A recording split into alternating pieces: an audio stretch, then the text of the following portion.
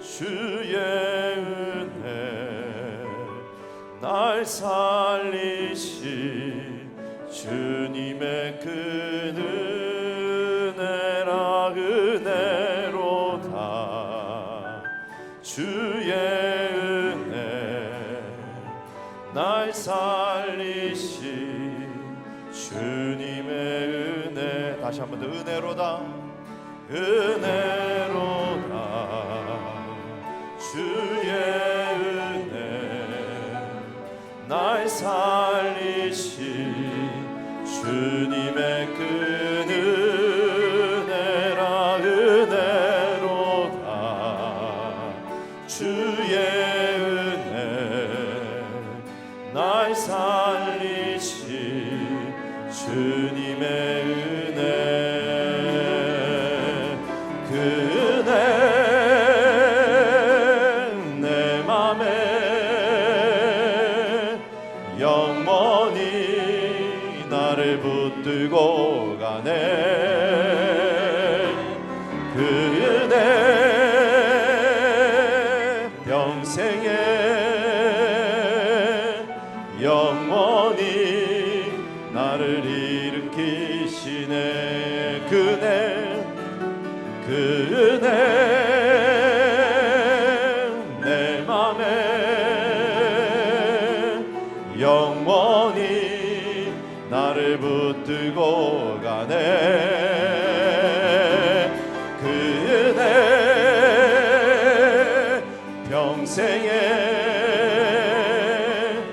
영원히 나를 일으키시네. 근제에서 날 구했네. 한량없는 주님의 그 은혜라 아들 피로 날 살렸네. 증량 못한 주님의 은혜, 그 은혜 내 맘에 영원히 나를 붙들고 가네. 그 은혜 평생에 영원히 나를 일으키시네. 그 은혜 내 맘에, 그 은혜 내 맘에 영원히 나를 붙들고 가네. 그 은혜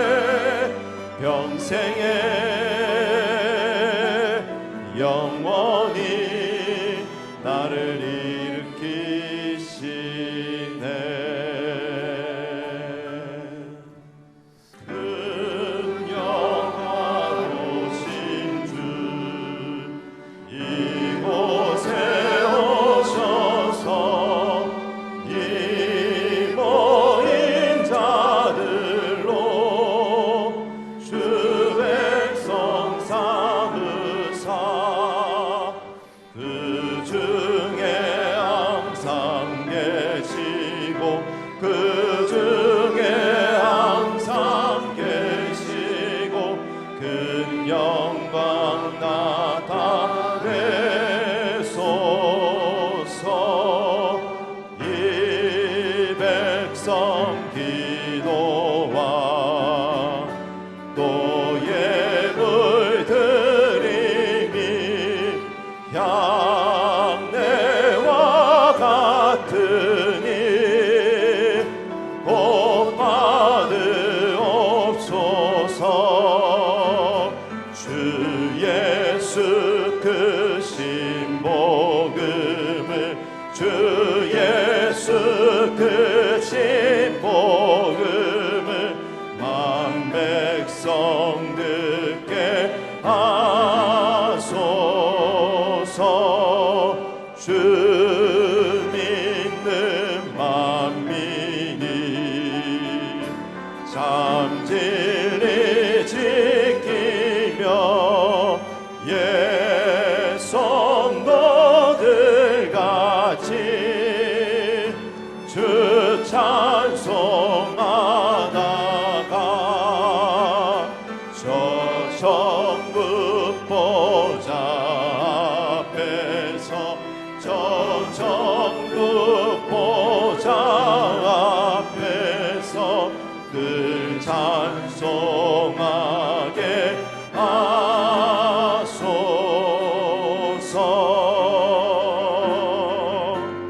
예수 사랑해요. 나 주 앞에 엎드려 경배와 찬양 함께 드리네.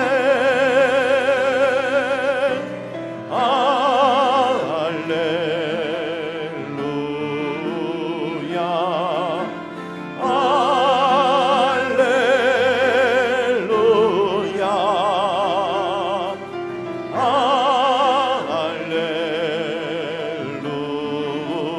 할렐루야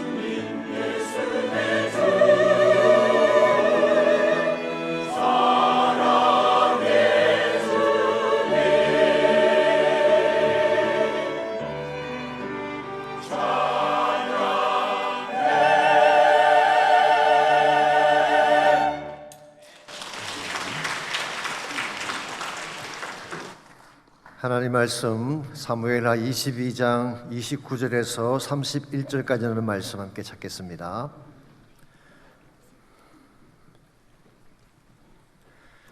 사무엘하 22장 29절에서 31절까지를 우리 다 같이 한 목소리로 읽습니다. 시작. 여호와여, 주는 나의 등불이시니 여호와께서 나의 어둠을 밝히시리이다.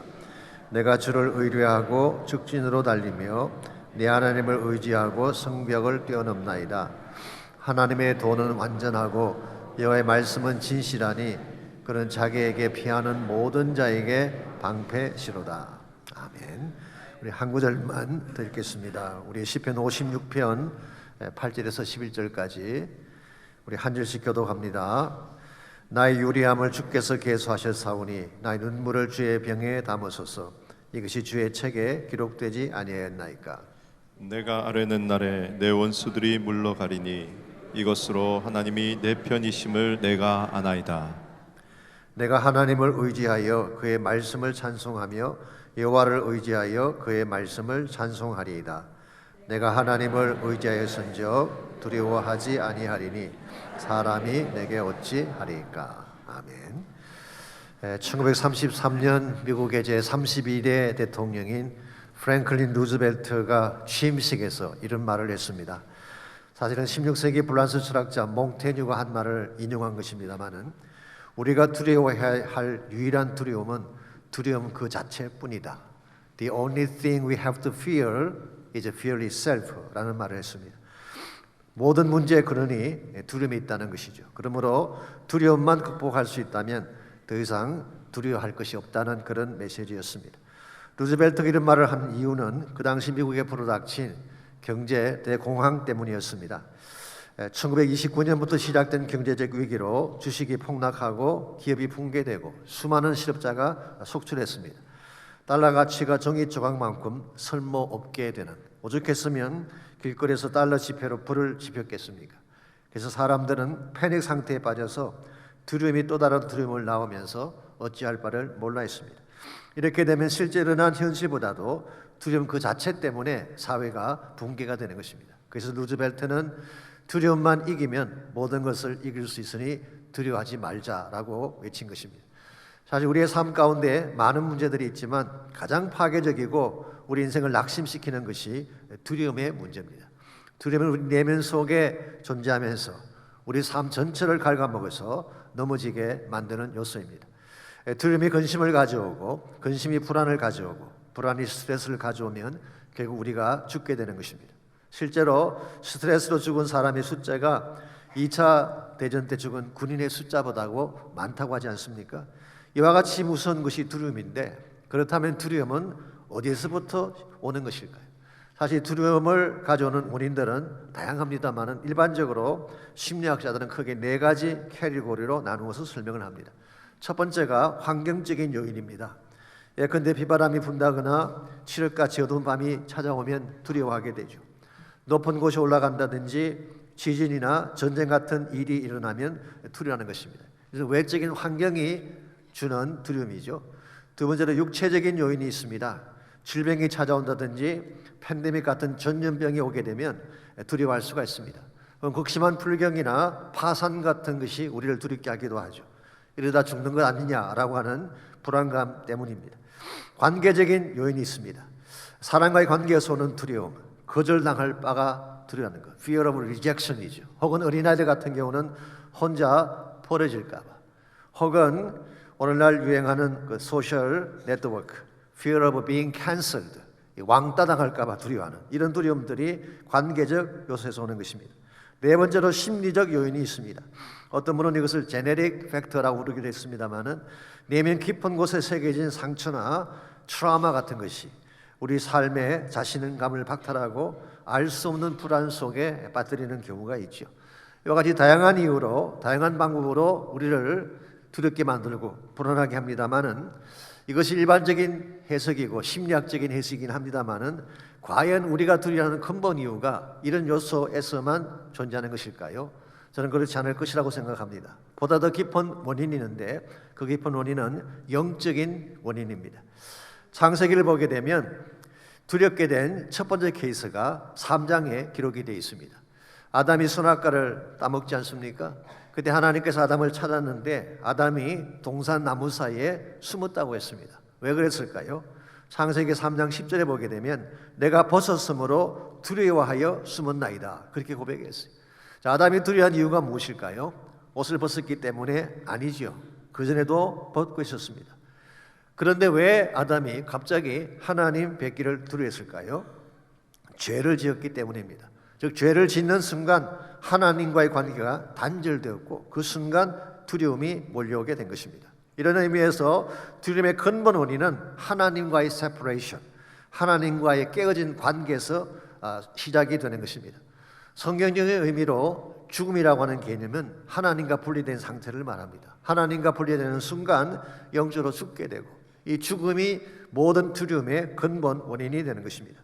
이와 같은 것이 만일 두려움의 원인이라고 한다면 두려움을 해결할 방법은 뭘까요? 심플하죠. 다시 하나님께로 돌아가면 되는 것입니다. 다시 하나님께 돌아가서 하나님 중심의 삶을 살게 되면 하나님께서 우리 마음속에 평안도 주시고 설사 환경적인 어려움이 찾아와도 그것마저도 극복할 수 있도록 힘을 다하여 주시는 것입니다. 실제로 복음서 마태복음 14장에 보게 되면 예수님께서는 풍랑 한가운데서도 평안을 주시는 그런 모습이 소개가 되어 있습니다. 한 번은 예수님께서 산으로 기도하러 가시고 제자들만 갈릴리 바다를 지나간 적이 있습니다. 그때 한밤중에 풍랑이 일어났습니다. 집채만한 파도가 배를 향해 몰아치는데 제자들의 힘만으로는 불가능한 상황이었죠. 두려워하며 떨 수밖에 없었습니다. 그때 풍랑이는 바다 위로 누군가가 걸어왔습니다. 누구일까요? 예수님이었습니다. 그리고 가까이 다가오셔서 주님께서 제자들에게 딱 한마디 말씀하셨어요. 안심하라, 나니 두려워 말라. 영어 성경 봤더니 Don't be afraid. He said, Take courage. I am here. 염려하지 말고 안심해라. 내가 여기 있다. 그렇게 말씀해 주셨어요. 그리고 성난 파도를 잠잠케 하셨어요. 이것이 주님이 우리 가운데 임하실 때에 일어날 수 있는 현상입니다. 여러분 가정의 삶 가운데도 우리는 원치 않았지만 갑작스럽게 닥쳐오는 풍랑이 있습니다. 갑자기 사업이 기울기도 하고 직장이 날아가기도 하죠. 좋았던 관계가 갑자기 깨어지고 행복했던 가정이 흔들리는 경우도 있습니다. 심지어 어제까지 건강했던 사람이 갑자기 중병을 진단받고 생명을 염려해야 하는 상황에 빠지기도 합니다. 이런 여러 가지 풍랑들이 우리 삶을 두렵게 하고 우리 삶을 힘들게 만드는데 아무리 풍랑이 거세게 불어도 예수님께서 오시기만 한다면, 예수님을 만나기만 한다면 우리 모든 두려움을 극복해 낼 수가 있습니다. 주님께서 풍랑도 잔잔케 해주시고 우리를 공격하는 모든 것들을 다 제거해 주실 것이기 때문에 사실 여러분과 제 삶 가운데에 두려움 없이 사는 자는 아무도 없습니다. 겉으로 담대한 척 행복한 척 하지만 모든 자들의 마음속에는 두려움이라고 하는 무서운 적이 자리 잡고 있습니다. 이 두려움을 안고 살게 되면 결국 우리 삶 자체가 붕괴되는 것입니다. 그럼 반드시 처리해야만 우리 인생이 회복될 수가 있는데 어떻게 하면 여러분과 제가 다시 하나님께로 돌아가서 이 두려움을 다 깨뜨려버리고 진정한 차원의 평안을 누리며 살아갈 수 있을지 오늘 같이 봉독한 이 본문 두 개의 본문을 통해서 함께 정리해 보려고 합니다. 오늘 같이 봉독한 본문에 보시게 되면 다윗이 경험했던 두려움의 상황 하나가 소개가 되어 있습니다. 두 번째 읽었던 본문인 시편 56편을 보게 되면 표제가 이렇게 기록이 되어 있습니다. 다윗이 가드에서 블레셋인에게 잡힌 때에 기록한 말씀이다. 그렇게 소개가 되어 있어요. 우리가 이미 아는 것처럼 다윗은 일평생 동안 두려워할 만한 많은 대적들을 상대해 왔습니다. 그러나 그 중에서도 가장 당혹스럽고 가장 두려움에 떨었던 케이스가 가드왕 아기스 앞에 섰을 때였습니다. 자세한 내용이 사무엘상 21장에 기록이 되어 있는데요. 사울 왕이 다윗을 죽이기 위해 계속 추격을 하게 되자 이스라엘 안에서는 피할 곳이 없었어요. 그래서 다윗이 선택한 곳이 가드라고 하는 도시였습니다. 이 가드라는 도성은 블레셋 지경에 있는 큰 도시죠. 더구나 이 도시는 오래전에 다윗이 죽였던 골리앗의 고향이기도 합니다. 아마도 다윗 생각에는 시간이 많이 지나갔으니까 그 지역 사람들이 자기를 알아보지 못할 것이다 생각하고 그곳으로 갔는데요. 가드와 아기스의 신하들이 다윗을 알아본 것입니다. 이게 누구냐? 그 옛날 우리 영웅인 골리앗을 쳐 죽인 다윗이 아니냐? 이제 다윗은 피할 곳이 없습니다. 도간에 던지가 된 것입니다. 그러므로 얼마나 당황스럽고 두려운 상황이에요. 성경에 보게 되면 다윗은 이 상황 가운데서 얼마나 두려워했는지 턱에 침을 흘리며 미친 척했다, 그렇게 성경은 기록하고 있습니다. 아니, 천하의 다윗이 어쩌다 이 꼴이 됐을까요? 어떻게 지금까지 당당하게 정말 하나님의 영웅같이 행동했던 다윗이 어찌 이처럼 비참한 꼴에 처하게 됐을까요? 그 이유가 사무엘상 21장 9절과 10절에 암시가 되어 있습니다. 다윗이 노베에 있는 제사장 아히멜렉을 찾아갔을 때에 아히멜렉에게 부탁하죠. 혹시 칼이나 무기 가신 것이 없느냐? 그때 아히멜렉이 골리앗이 쓰던 칼을 다윗에게 주었어요. 그런데 다윗이 그 칼을 받자 이처럼 요긴한 것이 어디 있겠냐, 그리고 칼을 가지고 떠났다고 했습니다. 여러분, 언제부터 다윗이 칼을 의지하고 싸웠나요?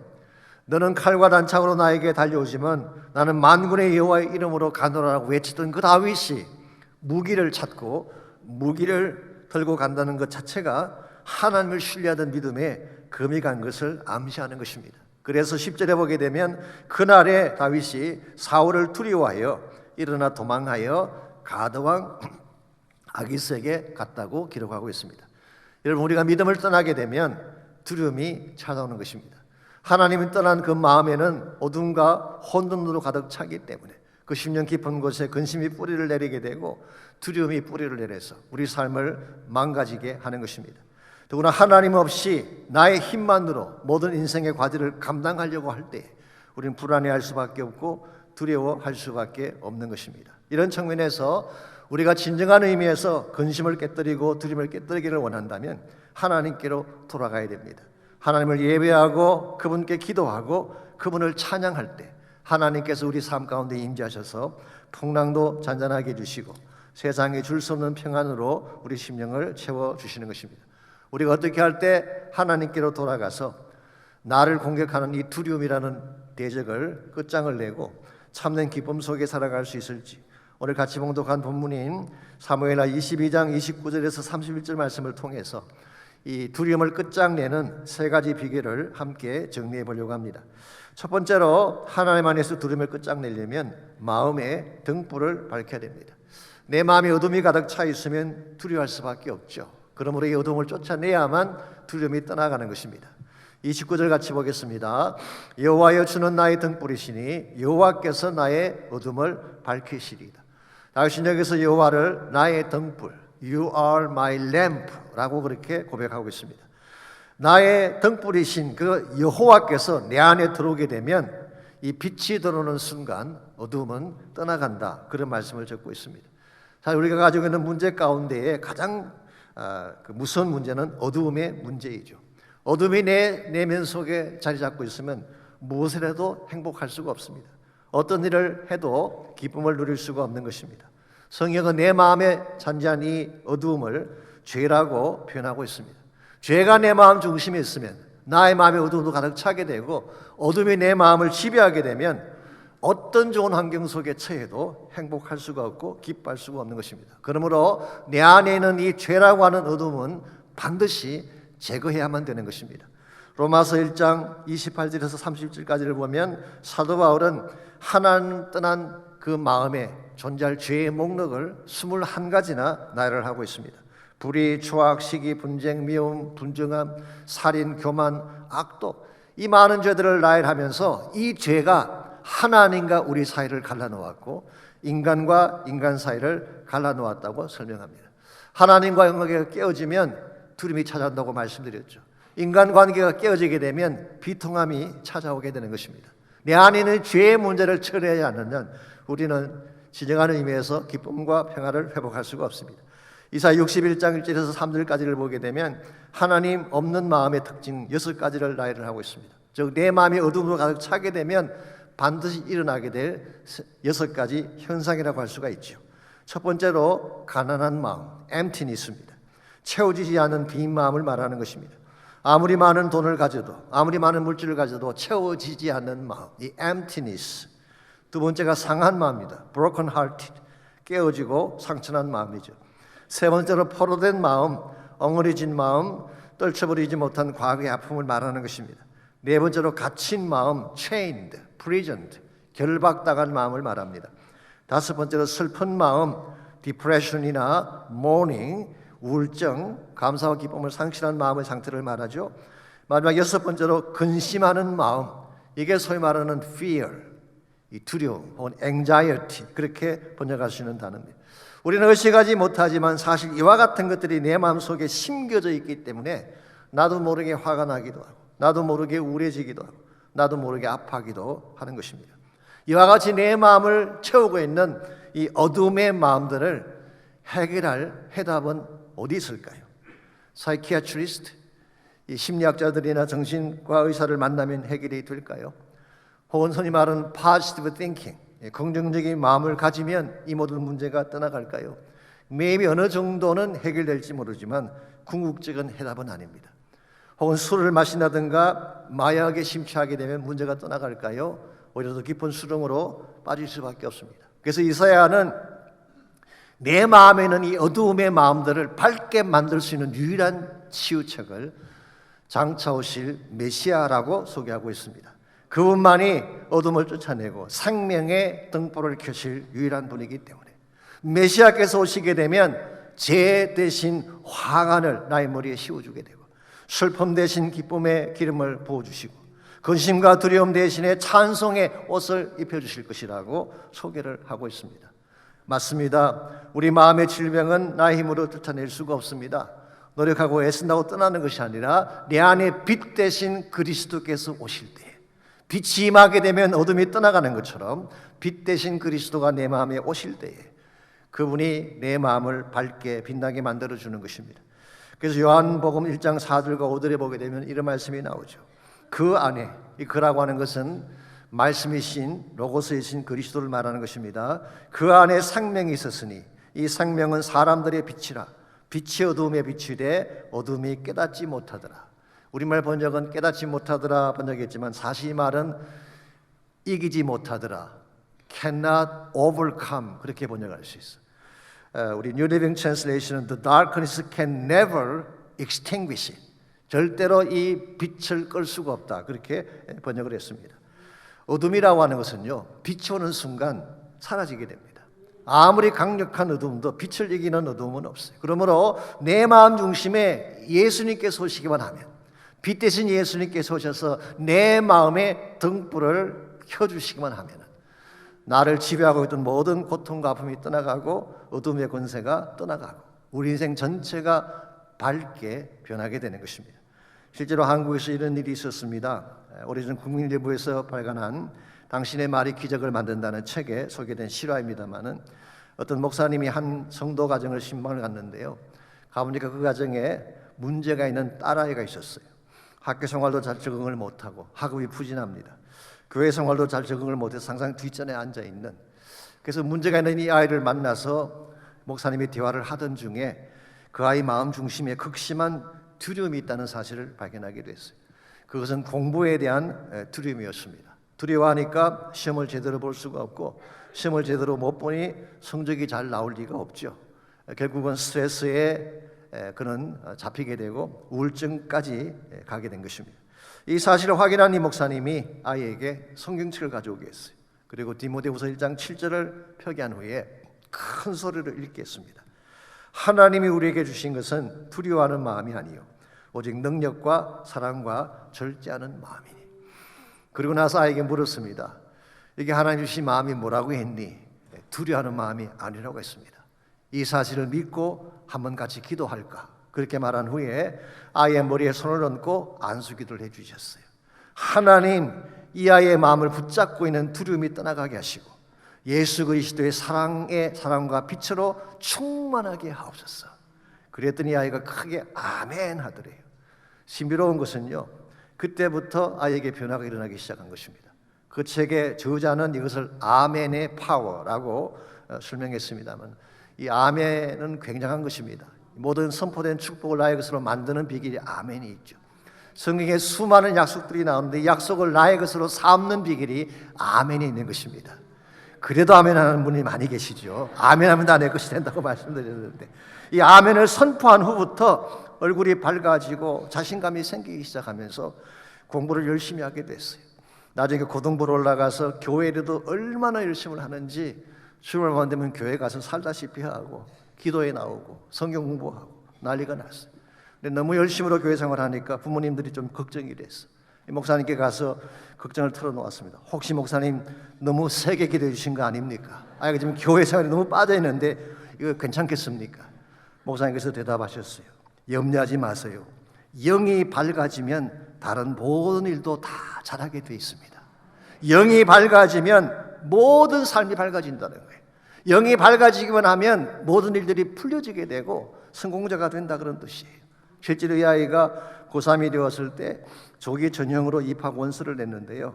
순천향 의과대학과 이화여대 의과대학에 합격을 해서 둘 중에 어디를 갈까 고민했다고 하는 그런 스토리가 남아 있습니다. 여러분, 중요한 것은 마음의 중심이에요.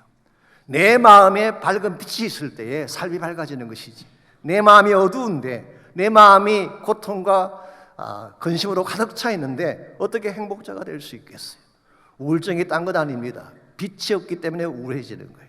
빛이신 그리스도를 만나시기 바랍니다. 예수님 내 마음의 중심에 계시도록 예수의 영이신 성령께서 내 마음을 지배하고 다스리게 되면 그때 내 마음에서 기쁨과 행복이 터져 나오는 것입니다. 이런 의미에서 여러분과 제가 두려움의 문제를 끝장내기를 정말 원한다면 빛 대신 예수님을 내 마음 중심에 모시고 그리스도 안에서 사는 자가 되어야 합니다.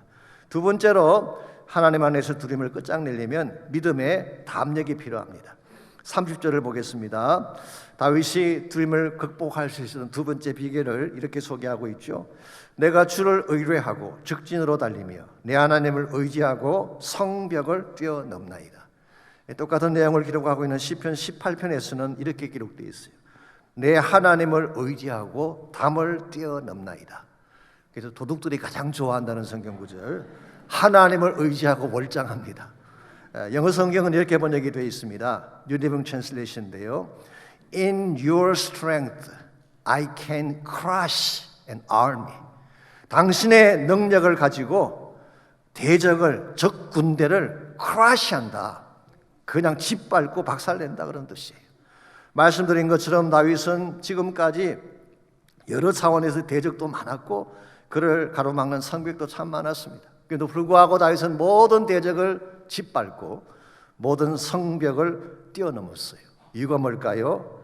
오늘 이 말씀에 의하면 하나님을 의지했기 때문에, 하나님을 신뢰하는 믿음을 가졌기 때문에 그는 그 믿음의 담력으로 골리앗을 이긴 것입니다. 그 믿음의 담력으로 블레셋을 이기고 그 믿음의 담력으로 사울을 능가하고 그 믿음의 담력으로 이스라엘을 통일한 것입니다. 심지어 나중에 그가 뼈저린 실패를 경험하죠. 압살롬의 반란이라는. 근데 이 압살롬의 반란이라는 그 높은 장벽조차도 하나님을 신뢰하고 하나님께 나갔을 때에 하나님께서 그것마저도 넘어서게 해주셨습니다. 이런 면에서 아무리 대적이 많고 문제가 많아도 우린 그것 때문에 쓰러지지 않습니다. 믿음을 갖기만 하면, 하나님을 신뢰하기만 하면 하나님의 능력이 모든 불가능을 가능케 하는 것입니다. 사무엘상 1장과 2장에 보게 되면 믿음이 얼마나 파워풀한지, 어떤 기적을 가져오는지에 대한 좋은 예가 사무엘상 1장과 2장에 소개가 되어 있습니다. 여러분이 잘 아시는 한나에 대한 스토리죠. 이 한나는 엘가나라고 하는 레위지파 사람의 아내였습니다. 엘가나는 에브라임 산지에 살고 있었지만 그의 족속은 레위지파였죠. 그런데 이 엘가나에게 두 명의 아내가 있었어요. 한나도 아니지만 브닌나라고 하는 아내가 있었어요. 그런데 브닌나에게는 아들이 있는데 한나에게는 아들이 없었어요. 문제가 뭐냐고 하면 이 브닌나가 가만히 있으면 참 좋겠는데 만날 때마다 한나의 마음을 격동시키는 것입니다. 뒤집어 놓는 것입니다. 개역 개정에서는 격분하게 하며 괴롭게 했다 이렇게 번역을 했어요. 영어 성경 provoked, irritated, 심지어 tortured 그렇게 번역한 영어 성경도 있습니다. 아시겠지만 여자의 말이 얼마나 날카롭습니까? 우리 남자들하고는 다르죠. 둘이 뭉실하게 그래 오케이 that's fine 이런 보컬러리는 존재하지 않습니다. 비수로 찌르듯 가슴을 파고드는 여자의 말, 이것으로 매일 찔러대니 아픔이 얼마나 극심했겠어요. 그래서 한나는 이와 같은 브닌나라고 하는 큰 성벽과 아기를 갖지 못한다는 불임의 장벽을 가지고 하나님께로 나갔어요. 성소로 나가서 하나님께 통곡하며 부르짖은 것입니다. 하나님께서 이 장벽을 넘어설 수 있도록 태문을 열어주시고 이 대적을 이길 수 있는 힘을 달라고 기도했더니 하나님께서 응답해 주셨어요. 그 응답이 우리가 너무나 잘 아는 사무엘이라고 하는 아들을 주셨죠. 사무엘이라는 뜻이 뭐라고 했죠? God hears. 하나님이 들으신다. 그런 이야기. 이 사무엘을 가진 후에 한나가 고백한 고백이 사무엘상 2장 6절에서 9절에 기록이 되어 있습니다. 먼저 6절과 7절입니다. 여호와는 죽이기도 하시고 살리기도 하시며 수월에 내리기도 하시고 극에서 올리기도 하시는도다. 여호와는 가난하기도 하시고 부하기도 하시며 낮추기도 하시고 높이기도 하시는도다. 우리 인생의 생사화복을 하나님께서 하신다는 거예요. 가난하게 하는 것도 부하게 하는 것도 높이는 것도 낮추는 것도 심지어 서울로 내려가고 서울에서 올리는 것도 하나님께서 하신다라는 고백입니다. 자, 이와 같은 하나님이 우리와 함께 하시면 어떤 현상이 벌어질까요? 9절입니다. 그가 그의 거룩한 자들의 발을 지킬 것이요 악인들을 흑암 중에서 잠잠하게 하시리니 힘으로는 이길 사람이 없음이로다. 힘으로는 하나님을 대적할 자가 없다는 거예요. 하나님과 컴핏할 수 있는 또 다른 차원의 능력은 존재하지 않습니다. 바로 이 하나님이 누구도 대적할 수 없고 누구도 비길 수 없는 능력 가지신 이 하나님이 우리 하나님이 되신다면 우리가 능치 못할 일이 없다는 것입니다. 여러분의 마음속에 이 하나님을 신뢰하는 믿음을 가지셔야 돼. 문제만 보지 마시고 이 문제를 극복하시고 나의 모든 대적을 쿨하시하실 수 있는 하나님의 능력을 신뢰할 때 하나님이 우리에게 기적을 안겨주시는 것입니다. 저희들이 지난 12월 달에 어떤 지사님 한 가정을 신방 갔는데요. 이는 은퇴하신 후에 한국을 나가셨다가 다시 돌아오신 그런 가정입니다. 그 당시 그 아드님과 며느님과 함께 같이 살고 계시는데 우리 교구 식구 여러분이 함께 그 신방을 갔어요. 그 부인 집사님께서 그 풍으로 입원을 하셨다가 다리가 풀리지 않으셔서 좀 같이 간 분들이 기도가 필요하다. 그래서 같이 가서 우리가 통성으로 기도를 했습니다. 기도를 하고 보니까 며느리 되시는 분이 얼마나 저희들을 잘 섬겨주시는지 너무나 기특하고 감사해서 기도 제목이 없냐 물었더니 7년 동안 아기가 없다는 것입니다. 7년 동안 아직 아기가 없다 그런 기도 제목을 내놓았어요. 여러분 아시잖아요. 우리 가진 것 다른 건 없지만 기도하면 된다는 이 우리 교회의 큰 우리 능력의 원천인데요. 그래서 같이 간 분이 함께 선포하며 기도했습니다. 저도 간절하게 기도했어요. 그 예배 끝나고 집으로 돌아왔는데요. 몇 주 전에 이게 작년 12월 달 일인데 지금부터 몇 주 전에 그 집사님이 예배 끝난 후에 눈물을 글썽이면서 이렇게 말씀해 주셨어요. 저희가 신방 다녀간 후에 며느리가 아기를 가졌다는 거예요. 7년 만의 기적입니다. 7년 동안 태가 닫혀 있었는데 그 하나님 앞에 기도했을 때 하나님께서 그 태의 문을 열어주신 것입니다. 이게 하나님이에요. 우리가 믿는 하나님은 시시한 분이 아닙니다. 불가능의 문을 여시는 분이에요. 기적을 가져오시는 하나님, 이 하나님이 나의 하나님이 될 때 무슨 일을 당할지라도 두려워할 이유가 없는 것입니다. 예수님께서 회당장 야이로에게 하신 말씀처럼 두려워 말고 믿기만 하라. 두려워 말고 믿기만 하면 하나님이 행하실 줄 믿습니다. 우리가 믿으면 하나님이 일하시는 거예요. 하나님이 일하시면 모든 문제가 해결이 되는 것입니다. 이런 측면에서 두려움의 질병을 이겨내는 1차적인 비결은 내 마음에 예수님의 빛을 받는 것입니다. 주님이 나의 어두운 마음을 밝혀주셔야 돼요. 밝혀주셔야 돼요. 두 번째는 주님과 함께 믿음으로 살아갈 때 성벽도 넘어서게 되고 문제도 이겨내게 되는 것입니다. 마지막 세 번째로 우리가 두려움을 끝장내려면 말씀에 확신을 가져야 됩니다. 하나님 말씀을 나의 것으로 부여잡고 확신할 때에 그 믿음의 말씀의 확신이 두려움을 이기게 하는 것입니다. 31절 보겠습니다. 하나님의 도는 완전하고 여호와의 말씀은 진실하니 그는 자기에게 피하는 모든 자에게 방패시로다. 이게 하나님의 도 여호와의 말씀이 같은 말이겠죠. 그런데 이 하나님 말씀이 완전하고 진실하다 그랬어요. 제가 옛날 번역인 개역 한글 성경을 봤더니 여호와의 말씀을 정미하다 그렇게 번역해 놓았어요. 정미하다.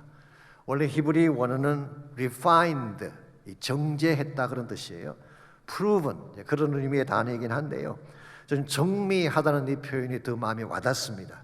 어느 한 부분도 흠집이 없는 1.1획도 틀림이 없는 완전 무기란 말씀이다, 그런 뜻이에요. 그렇기 때문에 하나님 말씀은 우리 인생의 모든 섬세한 부분까지 다 다루실 수가 있어요. 하나님의 말씀은 우리 인생의 섬세한 부분까지 정밀하게 다 다뤄주신 것입니다. 그러므로 이 하나님 말씀의 능력을 신뢰하고 말씀 안에 살게 되면 여러분과 저에게 주실 축복이 있는 것입니다. 한 세 가지 축복이 있는데요. 첫 번째로 말씀 안에 살게 되면 하나님이 방패가 되어 주십니다. 우리 31절 하반부에 나와 있잖아요.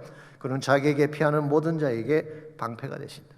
하나님이 방패가 되신다는 말은 어떤 대적도 나를 뚫을 수 없다, 그런 이야기예요. 하나님이 쉴드가 되어 주시니까. 이사야 41장 10절에 보게 되면 두려워 말라, 내가 너와 함께함이라. 놀라지 말라, 나는 내 하나님이 되리라. 내가 너를 굳세가니라. 참으로 너를 도와주리라. 참으로 나의 의로운 오른손으로 너를 붙들리라. 약속하셨어요. 이 약속의 말씀 붙잡으면 누구도 하나님의 손에서 우리를 빼앗아갈 수 없어요. 하나님이 방패가 되시니까. 두 번째로 최상의 길이 열리게 됩니다. 말씀 따라 사는 자는 최상의 길을 가게 되어 있습니다. 시편 1편 3절을 보게 되면 주야로 말씀 묵상하며 말씀을 즐거워하는 자에게 이런 축복이 약속되어 있어요. 그는 시냇가에 심은 나무가 철을 따라 열매를 맺으며 그 잎사귀가 마르지 아니함 같으니 그가 하는 모든 일이 다 형통하리로다. Whatever they do prospers. 무엇을 행하든지 다 형통하게 되리라. 성공의 비결이 멀리 있지 않습니다. 말씀 안에 있는 거예요. 말씀 따라 살게 되면 하나님이 형통을 주십니다. 세 번째로 사랑의 확신을 안겨주시는 것입니다. 말씀 속으로 들어가 보면 알게 돼요. 하나님이 얼마나 나를 사랑하시는지, 하나님이 얼마나 나를 케어하시고 나를 위해 정말 하나님의 가슴을 쏟고 계시는지를 말씀을 보면 알 수가 있습니다. 실제로 시편 56편 8절과 9절을 보게 되면 다윗이 최악의 두려움의 상황 속에 기록한 말씀을 말씀드렸잖아요. 이런 고백이 나옵니다. 나의 유리함을 주께서 계수하셨사오니 나의 눈물을 주의 병에 담으소서. 이것이 주의 책에 기록되지 아니하였나이까. 내가 아뢰는 날에 내 원수들이 물러가리니 이것으로 하나님이 내 편이심을 내가 아나이다. 다윗은 오랜 세월 동안 광야에서 유리 방황을 했습니다. 사울 때문에, 대적들 때문에 한 번도 쉼이 없이 그는 유리 방황하는 세월을 보냈는데 그 숱한 고난의 밤을 하나님이 다 카운트하고 계셨다는 거예요. 나의 유리함을 계수하시는 하나님. 그리고 다윗에게 힘들지 아팠지. I know what you've been through. 너가 통과한 모든 것들을 내가 알고 있다. 그리고 나의 눈물을 주의 병에 담으시고 밤마다 그것을 바라보고 계신대요. 나의 고통의 눈물을, 나의 아픔의 눈물을 주님의 병에 담으시고 밤마다 나의 눈물을 보고 계시는 하나님. 제 혼자의 상상이긴 합니다만 probably 나의 눈물을 보시며 하나님도 같이 울고 계실 가능성이 더 많습니다. 이것이 바로 여러분과 저를 향하신 하나님의 사랑이에요. 이 사랑을 확신할 때에 우리는 고난에도 두려워하지 않게 되고 더 영광된 빛을 향해 나가게 되는 것입니다. 그래서 11절에서 다윗은 선포하죠. 내가 하나님을 의지하였은즉 두려워하지 아니하리니 사람이 내게 어찌하리이까. 하나님 사랑을 확정하고 나면 누구도 나를 건드릴 수 없다는 사실을 알게 돼요. 하나님이 나를 생명같이 보호하실 것이기 때문에. 사도 바울 로마서 8장 37절에서 이렇게 선포했습니다. 이 모든 일에 우리를 사랑하시는 이로 말미암아 우리가 넉넉히 이기느니라. 겨우 승리하는 게 아닙니다. 3대 2로 겨우 이기는 그런 게 아니라 20대 빵 이런 정도로 이기게 되는 것. 우리를 사랑하시는 그리스도로 말미암아. 그러므로 여러분과 제가 대적을 염려할 필요가 없습니다. 문제를 염려할 필요가 없습니다. 이 사랑을 확신하게만 한다면 이 사랑 때문에 우리는 다시 일어나고 승리자로 살아갈 수가 있는 것입니다. 하나님은 멀리 계시지 않습니다. 여러분 가까이 계세요. 내가 유리방황하며 고통의 시간을 보낼 때 나의 유리함을 계수하시고 나의 깨어진 마음을 계수하시고 나의 눈물을 주의 잔에 담으셔서 지금도 지켜보시며 나를 케어하시는 하나님, 이 하나님이 나의 하나님이심을 확신할 때 어떤 문제가 생겨도 당당하게 살 수가 있는 것입니다. 여러분이 잘 아시는 마르크스라고 하는 한국의 유명한 월십팀이 있죠. 그 리딩 싱어이시면서 또 그 찬양팀을 이끄는 소진영 자매라고, 이분의 찬양이 우리에게 굉장히 많이 이렇게 알려졌습니다. 1919년도에 이분이 CT에서 나와서 간증을 하셨는데요. 아마 신문이나 잡지에서도 이분의 간증을 읽은 적이 있을 것입니다. 25살 되던 해에 좀 몸이 좋지 않아서 링거를 맞기 위해 병원에 가서 피검사를 했는데 의사가 더 큰 병으로 가라고 소개했어요. 가서 정밀 검사를 받아봤더니 골수성 백혈병이라고 하는 진단을 받게 됐습니다. 그동안 가족 중에 이런 병을 앓은 이도 없고 본인도 건강하다고 생각했는데 청춘병력 같은 소식이 들려온 것입니다. 친오빠로부터 조혈모 세포 이식 수술을 받으면 병은 치료할 수가 있다고 하는데 문제가 하나 있습니다. 이 수술을 받게 되면 영구 불임이 된다고 하는 문제가 있었어요. 그래서 그런 수술을 포기하고 대신 약을 먹었어요. 매일 4알의 항암약을 먹었는데 얼마나 힘들겠어요. 죽음에 대한 두려움과 아기가 생기지 않는 절망 가운데서 정말 힘겹고 고통스러운 시기들을 보냈어요. 그랬는데 하나님께서 기적적으로 5년 만에 아기를 주셨습니다. 지금 그 딸이 잘 성장하고 있습니다. 이 시련의 과정을 통과하면서 이 자매가 지었던 찬양이 참 많아요. 다 아름답고 아름다운 찬양들. 우리가 너무 좋아하는 오직 예수뿐이니 은혜 아니면 살 수 없네, 그 찬양도 이분이 쓴 찬양이에요. 또 하나가 주 예배하는 삶이라는 찬양이 있는데요. 오늘 본문을 기초로 해서 만든 찬양입니다. 나의 깨어진 마음을 계수하시는 주, 내 눈물 주의 잔에 담으소서. 주를 의지함으로 두려워 않으리. 주님만 찬양합니다. 여러분 기억하십시오. 우리가 고난 중에 있을 때 하나님 멀리 계시지 않습니다. 내 곁에 와 계세요.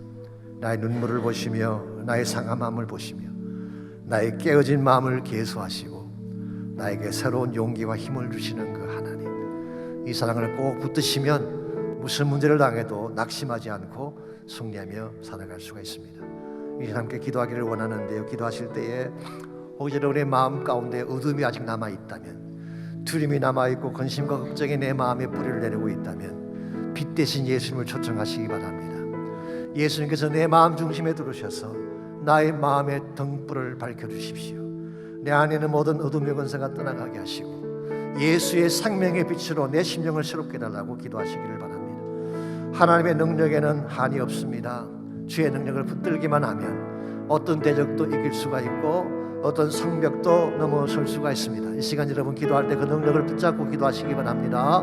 여러분 가정에 어떠한 문제가 있든지, 사업이나 경제적인 문제가 어떠한 차원까지 내려갔든지, 또한 여러분이 혼자 해결할 수 없는 어려운 시련이 어떤 차원이든지, 심지어 여러분이 지금도 통과하고 있는 질병의 문제가 혹시 있다면 이 하나님의 권세와 능력을 붙잡고 기도하시기 바랍니다. 기도할 때 하나님이 역사하십니다. 하나님 역사하면 문제는 떠나가는 것입니다. 이제 같이 한 목소리로 함께 우리 기도하며 헌신하겠습니다. 주 나의 모습 보내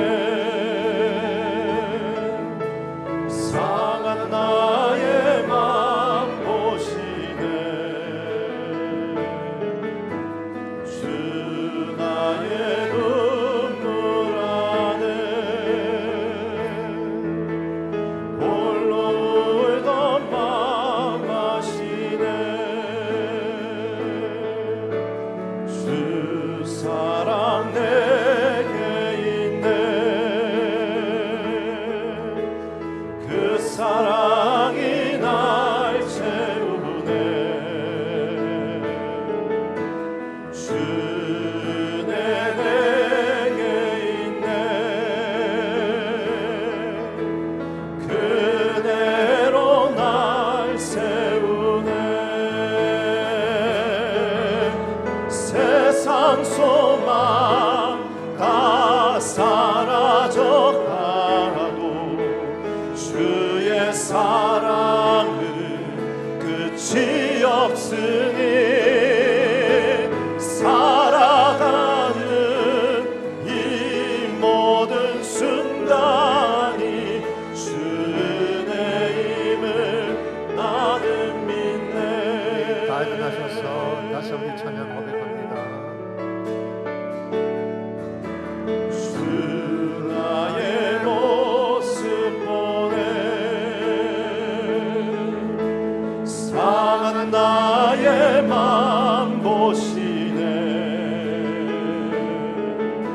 주 나의 눈물 안에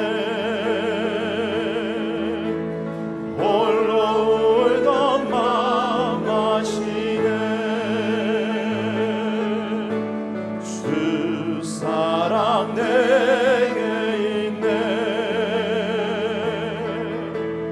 그 사랑이 날 채우네 주 은혜 내게 있네 그대로 날 세우네 세상 소망 다 사라져 가도 주의 사랑은 끝이 없으니 살아가는 이 모든 순간이 주의 힘을 나는 믿네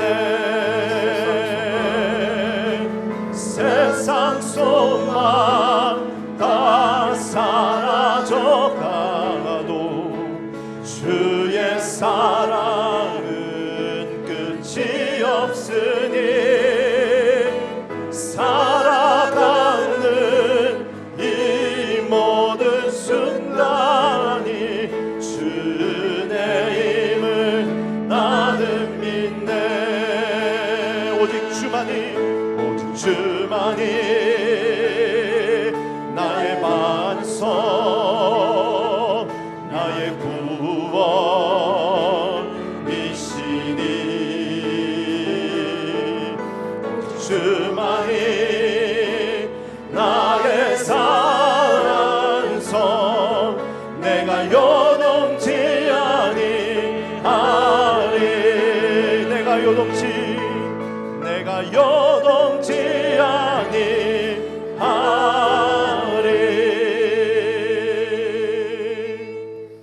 하나님 감사합니다. 우리 마음을 지배하는 어두움과 두려움의 권세가 있을지라도 빛 대신 주님 우리 안에 찾아오시면은 어둠이 떠나가고 두려움이 떠나간다는 사실을 감사합니다. 이 아침 사랑하는 주 백성들 심령 한가운데에 생명의 빛을 비추어 주시고 어둠의 근세를 다 쫓아내시고 두려움이 떠나가고 근심이 떠나가고 하나님만이 채워주실 수 있는 평강과 은혜와 사랑이 넘쳐나는 심령이 되도록 축복하여 주시옵소서. 이제는 우리 구주 예수 그리스도의 은혜와 하나님 아버지의 무한하신 사랑과 성령님의 충만한 임재하심이 예배를 마치고 돌아가는 모든 성도 한 분 한 분에게 그들의 가정과 삶의 터전과 자녀들과 자손들 위해 이제로부터 항상 함께 하시기를 예수님의 이름으로 간절히 축원하옵나이다.